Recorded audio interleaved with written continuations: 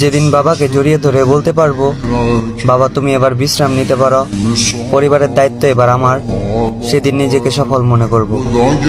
যেদিন বাবা মার হাতে টাকা তুলে দিয়ে মুখে হাসি ফোটাতে পারবো, সেদিন নিজেকে সফল মনে করব।